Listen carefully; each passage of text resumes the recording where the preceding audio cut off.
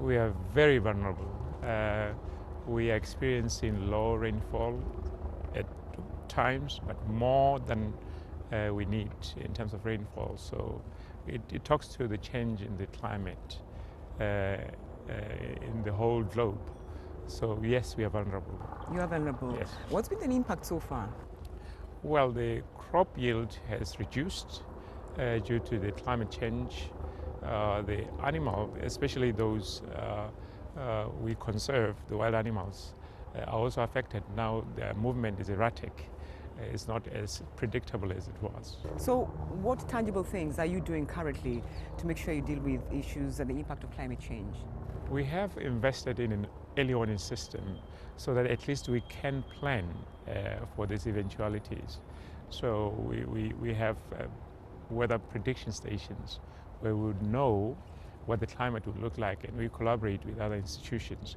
And in terms of policy, we have policy frameworks in place so that should we have a terrible year in terms of how the climate pans out, then we can plan for that. Is this something you implemented recently, or is it something that was in the works before? It's being implemented over time, and we're improving it as time goes by. Right. Well, let's talk about diamonds, because your country has been thinking of what you call renegotiating contracts with the mining and export companies. How far is this process? I think we need to put a bit of context to it. We've been in these partnerships for over 50 years, and it has been a successful partnership. But we realize that things have changed over time, and primarily we are negotiating licenses. But given that we are the #1 producer of diamond by value and volume, we believe we should be able to get more out of it than we've been getting.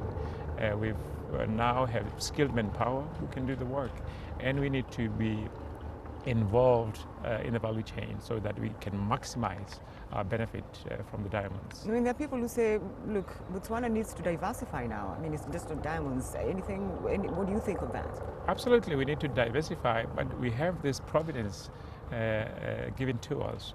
We need to manage it sustainably.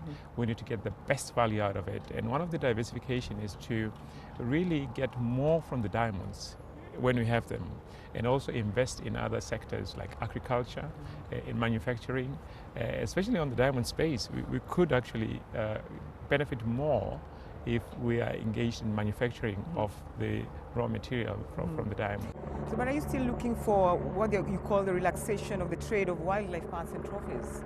Well, we are members of the CITES, and there are rules and procedures in the CITES.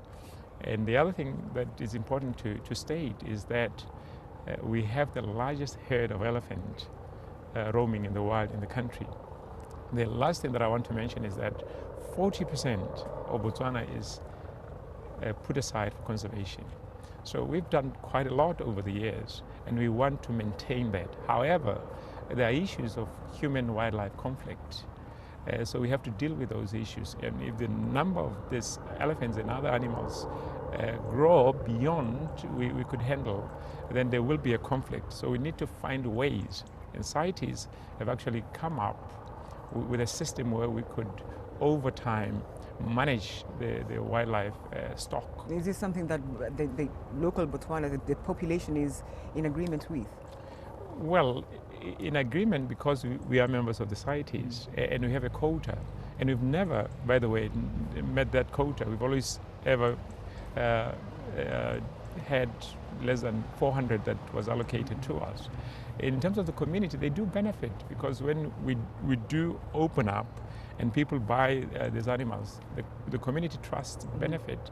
And some of the communities are the best guides in terms of identifying the species.